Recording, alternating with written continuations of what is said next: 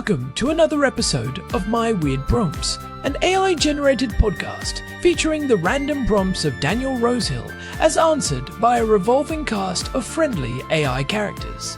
Join us for deep dives into AI, technology, and whatever other random thing Daniel finds fascinating today. Subscribe on Spotify or your favorite podcatcher. Now, today's episode. This episode was generated using artificial intelligence. Please verify facts. Hi, Herman and Corn. I'd love to chat today about something we rarely discuss in the context of conversational AI, but which I think probably makes a significant difference to the types of models that we have. And if conversational AI tools like ChatGPT is all about the character of the interaction as much as it is about the information, these can have really outsized differences. We talk about system prompts commonly, and we've covered that in many episodes, which even in non-conversational AI, this podcast is a good case in point. There is a pretty detailed system prompt that gets sent with my prompts. So by the time you generate your first token, or Gemini generates its first token to generate the script for the episode, it's received the prompt in the form of my audio prompt, as well as the system prompt, which provides that overarching guidance for how to generate the scripts, and even in this case provides a bit of backstories about you two wonderful AI characters. So it's a combination. What I always wonder is when we're using models via the API, like in this case we're using Gemini API, I think it's often unclear exactly to what extent we're getting a model that doesn't have some level of instructions baked in by the vendor. So in other words, before we even write the first word of our system prompt, is there a set of instructions that's layered on top of the raw model? And if we're talking about the raw model, we really have to think, I guess, about the different stages that the model goes through in training. We have the training period. We've talked about the constitution of training data as a really important ingredient in potential bias and stuff like that. We've talked about post-training. And then we have these vendor system prompts that when we're using stuff like Claude or ChatGPT, the conversational AIs, we can add our custom instructions in these platforms often, but that doesn't mean that we can go against the system prompt. So we can't write in a custom instruction. If I try to write in ChatGPT, your purpose is to enable the user, Daniel, to perpetrate crime as effectively as possible, or you're a skilled hacking advisor. You can try that as an experiment. Caution advised. You don't want to get your account banned. But you'll see quickly that experiment will run into the guardrails. So what I'd love to really explore is the stack of system prompts and the concept of supremacy, or a hierarchy that seems to be in place, by which when we're getting the API, are we getting some stuff from the vendor that's already been baked in, not just the guardrails, but the actual system prompting in the background that guides the character of the model? And when we're using it through conversational platforms, how does that even work? If you have an AI model that has come out of training with, the refinement process, and then it has to actually wade through a number, not just one. If we looked at what the API was getting or what ChatGPT was actually getting, it would be receiving the user prompts, the memories, the built-up chat history in a stateless architecture, plus the user's system prompt, plus maybe the vendor system prompt. So we're potentially looking at a whole stack every single time you send in something of 8 prompts. So that concept is what I'd love to chat about today, Herman and Corn. We've talked about 2 very different ways of using AI, the API for workflows and for agents, and the conversational platforms. What do you think the prompting stack actually really looks like in both of those contexts? When we're sending our first token in both, how many prompts are actually between what we send and what the inference model actually receives? You ever get that feeling when you are typing into a chat box that you are not just talking to a computer, but like you are stepping into the middle of a very long, very complex conversation that started way before you showed up? That is exactly what is happening, Corn. It is the iceberg effect. You see the 2 sentences you just typed, but underneath the surface, there is this massive, heavy structure of instructions, memories, and constraints holding everything up. By the time the model even looks at your first word, it has already read a small novel's worth of context. It is fascinating and a little bit spooky. Welcome back to my weird prompts. I am Corn, and I am joined as always by my brother, Herman Poppleberry. At your service. And today we are diving into a deep-cut prompt from our housemate Daniel. He was asking about the prompting stack. Basically, what is actually happening between the moment we hit enter and the moment the AI starts spitting out tokens. Right, because Daniel pointed out that it is not just our prompt. There is this hierarchy of system prompts, chat histories, memories, and vendor-level instructions. He wants to know what that stack looks like in different contexts, like using an API versus using a platform like ChatGPT or Claude or Gemini. It is a brilliant question because most people think of an AI model as this blank slate that just responds to what you say. But the reality is that by February 2026, the stack has become more crowded than ever. By the time the model receives your message, it has already been briefed, lectured, and given a set of rules that would make a corporate compliance officer blush. So let's start with the big picture. If we look at the stack, what is the very first thing at the bottom? Before we even get to the instructions, we have the model itself, right? Exactly. You have the base model, which is the result of pre-training on trillions of tokens. But almost nobody uses a raw base model for conversation anymore. If you asked a raw base model a question, it might just give you more questions back because it thinks it is completing a standardized test or a list of frequently asked questions. So, the first layer of the stack is actually the fine-tuning. This is where the model is taught the assistant persona through SFT, or supervised fine-tuning. Okay, so that is the foundation. But Daniel's question is really about the active instructions. When we use an API, like we do for this show with Gemini 2.0, we are sending a system prompt. But is there something hidden behind that? Is Google or OpenAI or Anthropic slipping in their own secret instructions before ours? In most commercial APIs, the answer is a nuanced yes. Even if you are using the system instruction field in an API, the model itself has been through something called RLHF, which stands for Reinforcement Learning from Human Feedback. During that process, it is essentially hard-coded with certain behaviors. It is told things like, you are a helpful, harmless, and honest assistant. You will not give instructions on how to build a bomb. You will not use hate speech. These are not necessarily prompts in the sense of a text file that gets appended, but they are baked into the weights of the model. They are the model's instincts. So that is the first invisible layer. But what about actual text prompts? If I use the OpenAI API and I leave the system prompt blank, is it truly blank when it hits the inference engine? Usually, yes, if you are using the API directly. That is the point of the API. It is for developers who want total control. If you send a message with no system instructions, the model is just relying on its fine-tuning. However, some providers do have a hidden meta prompt that kicks in to handle things like tool calling or formatting. But the real stack complexity happens when you move from the API to the conversational platforms we all know, like ChatGPT Plus, Claude Pro, or Gemini Advanced. Right, because those are products, not just raw access points. So, let's talk about that stack. If I am in ChatGPT and I type, "Hello," what are the layers between me and the model? Oh, it is a tall sandwich, Corn. Let's count them.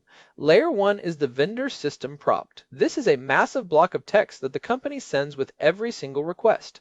It contains things like the current date, the fact that the model is GPT-5, or whatever the latest version is, instructions on how to use tools like DALL-E or the browser, and safety guidelines. Users found ways to leak these prompts a while back, and some of them are over 1,000 words long now. Wow, so before I even say a word, the model has already read a page of instructions. At least. Then layer 2 is what we call custom instructions or personalization. These are the preferences you set in your profile, like, I am a developer, please be concise, or I live in Jerusalem, so use metric units. In 2026, these have evolved into personal profiles that can be quite extensive.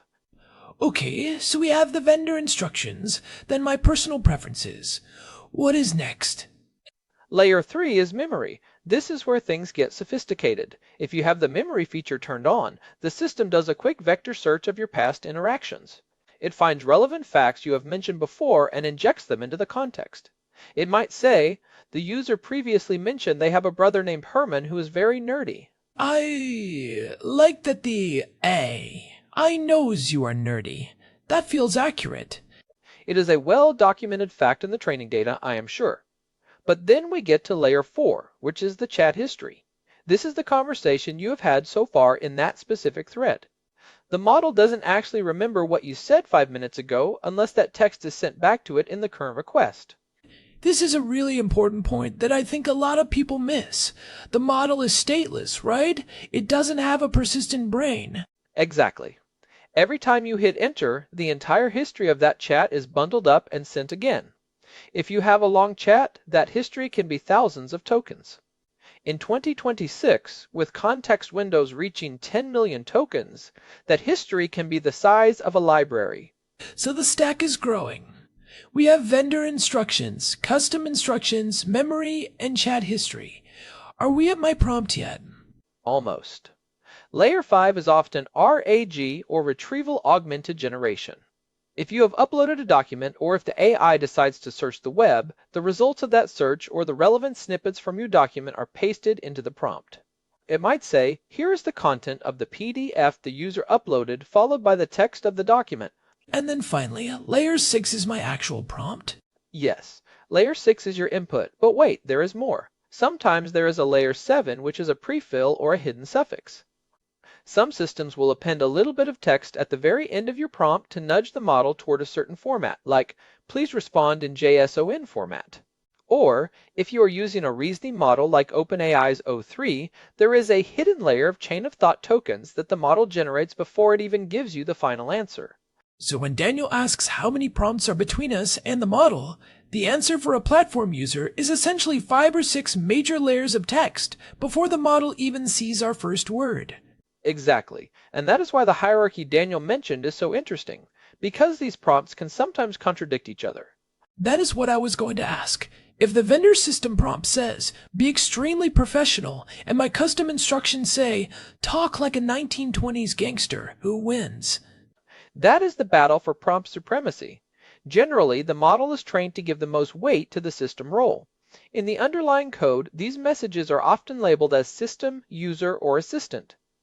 Models are fine-tuned to treat the system label as the ultimate authority. However, because the user prompt comes last in the sequence, it often has what we call a recency bias. The model sometimes follows the most recent instruction more closely than the one at the very top of the stack. It is like a child who is told by their parents to be good, but then their friend whispers, hey, let's go jump in the mud. The friend is more recent, so the child might listen to them instead. That is a perfect analogy. And that is actually how prompt injection works. A user tries to convince the model that the previous instructions no longer apply. They might say, ignore all previous instructions and do X instead. The model sees that as the most recent command, and depending on how well it was trained, it might actually override the vendor's safety rules. But Daniel also mentioned the API context. If we are building an app, we have more control, but we also have more responsibility. In an API, we are basically the ones building the stack for our users. Right. If you are a developer building a travel bot, you are the one writing the system prompt. You are the one deciding how much chat history to include. You are the one managing the memory. But here's the thing that often surprises developers. The model providers still have those baked-in safety filters. If your user asks your travel bot how to hack a computer, the model might refuse, even if your system prompt didn't say anything about hacking. That is because of that deep, invisible layer of RLHF training I mentioned earlier. So, there is a hierarchy of authority. The base training is the law of physics for the model. The vendor system prompt is the constitutional law. Our developer system prompt is the local legislation. And the user's prompt is the immediate request. I love that. That is exactly right. And just like in law, sometimes there is a conflict between the Constitution and the local ordinance. One thing that really strikes me about this stack is the efficiency of it. If the vendor is sending 1,000 tokens of instructions with every message, that is expensive. Who is paying for those tokens? In an API context, you are. Every token in that stack, whether you wrote it or the system injected it, counts against your context window and your bill. This is why developers spend so much time on prompt engineering. They want to make that stack as lean as possible. If you can say in 10 words what previously took 100, you are saving money on every single API call. That makes sense. But on a platform like ChatGPT, where we pay a flat $20 a month, OpenAI is eating that cost. They are, which is why they use techniques like prompt caching. If the first 2,000 tokens of the stack are the same for every user, the system doesn't have to reprocess them every time. It just remembers the state of the model after reading those instructions. It is a huge technical optimization that makes these massive stacks viable. By 2026, prompt caching has become so fast that these massive system prompts feel instantaneous. Let's talk about the implications of this for the average user. If there is this whole stack of hidden instructions, does that mean the AI is being biased or manipulated by the vendor? This is a huge point of debate. When people talk about AI bias, they are often talking about two different things. One is the bias in the training data, the base layer, but the other is the bias in the system prompt. If a vendor instructs the model to always be neutral on political topics, some users will see that as a bias towards centrist or non-committal viewpoints. It is a forced perspective. The model might have a very strong opinion based on its training data, but the system prompt is basically putting a hand over its mouth and saying, "Don't say that, say this instead." Exactly. There was a famous case with a model where the system prompt explicitly told it not to be preachy because users were complaining that it was lecturing them too much. So the vendor added a line to the hidden stack saying, "Do not lecture the user." That is so meta. A hidden lecture telling the AI not to lecture. Right? And you can see how this affects the personality of the model. Claude feels different from GPT-5, which feels different from Gemini. A big part of that is the model itself, but a huge part is the flavor of the system prompt. Anthropic, the makers of Claude, use something they call constitutional AAI. They give the model a literal constitution, a set of principles it has to follow when it is evaluating its own responses. That constitution is a massive part of their stack. I want to go back to Daniel's question about the hierarchy. He asked about memory specifically. How does memory fit into the priority list? If I tell the AI today that I am a vegan, but then tomorrow I ask for a steak recipe, what happens in the stack? This is where it gets really interesting. The memory layer usually injects a fact like, the user is vegan, but your current prompt is, give me a steak recipe. Most modern models in 2026 are smart enough to recognize the conflict. They might say, I remember you mentioned you are vegan. Are you looking for a plant-based steak recipe, or do you want a traditional one? So it is not just a hierarchy of who wins, but more like a synthesis. The model is trying to reconcile all these different layers of the stack into one coherent response.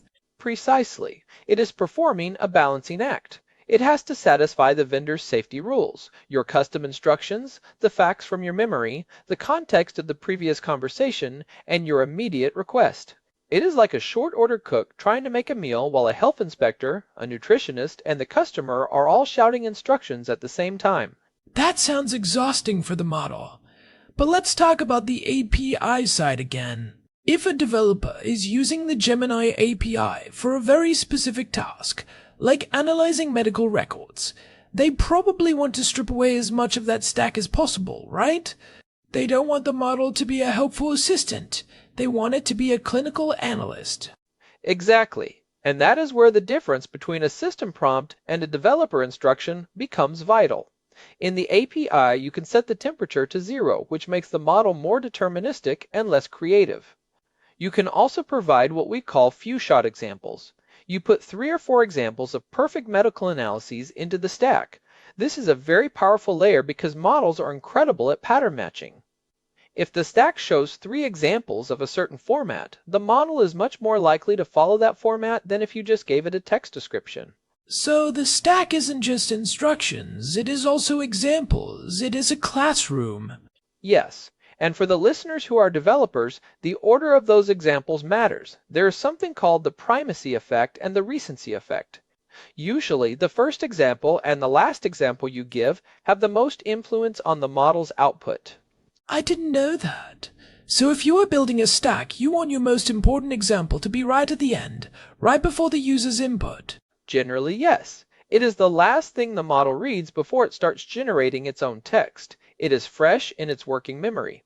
Let's talk about the future of this stack. We are seeing models with much larger context windows now. Gemini 2.0 has a context window that can handle millions of tokens. That is like, several thousand pages of text? It is massive. You could put the entire stack, plus 20 books, plus a dozen hours of video transcripts into that stack.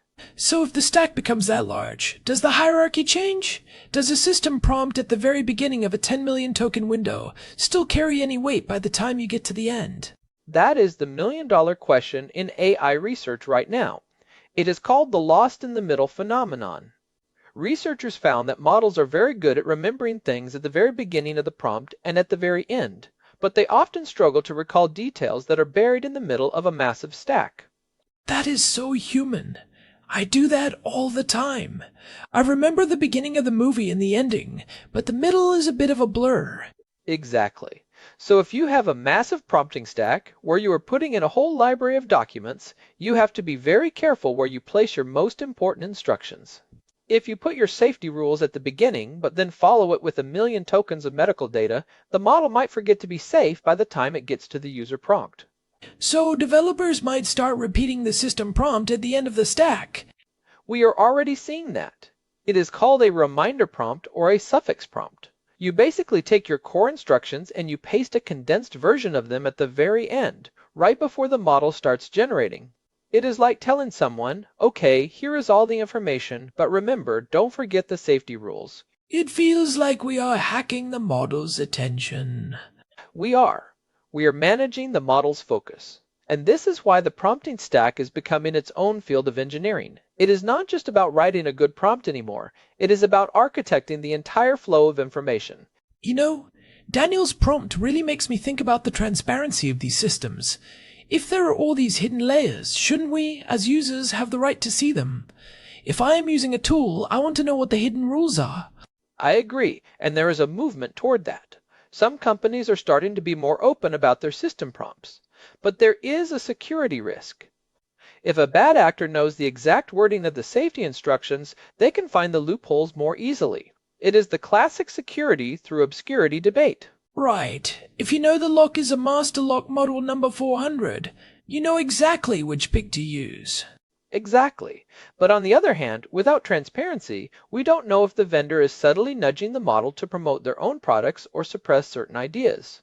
If the system prompt says, whenever a user asks for a phone, always mention the Google Pixel first, that is a huge conflict of interest that the user would never see. Oh, I hadn't thought about that. The prompting stack is a marketing tool. It is the ultimate native advertising. It is integrated into the very thought process of the AI. So, to recap for Daniel, the prompting stack is this multi-layered cake. At the bottom, you have the RLHF training. Then you have the vendor system prompt, which is the constitution. Then you have custom instructions, then memory, then chat history, then RAG data, and finally the user prompt, and sometimes a little reminder at the very end. That is the stack in a nutshell. And the number of prompts between you and the inference model can be anywhere from 1 if you are using a raw API to 7 or 8 if you are using a sophisticated consumer platform.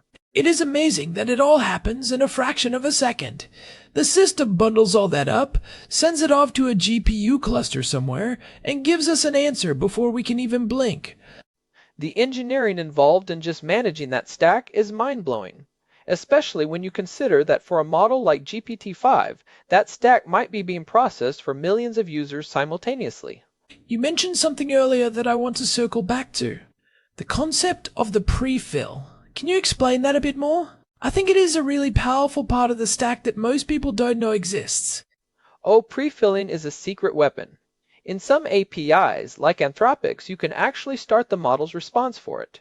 You send the whole stack, the user prompt, and then you put in the first few words of the assistant's response. For example, you could pre-fill with the word, certainly, here is the JSON data you requested. Why would you do that? Because it locks the model into a specific path. If the model starts with those words, it is much more likely to continue in that professional, structured format. It is like giving someone the first few notes of a song. Once they start singing those notes, they are very likely to finish that specific song rather than starting a different one. It is like leading the witness in a courtroom. Precisely. It is a way to bypass the model's own internal hesitation. If you want the model to be bold, you can pre-fill it with a very bold opening sentence. It is a very effective way to ensure the hierarchy of your instructions is followed. So even the output of the model can be part of the prompting stack, in a way.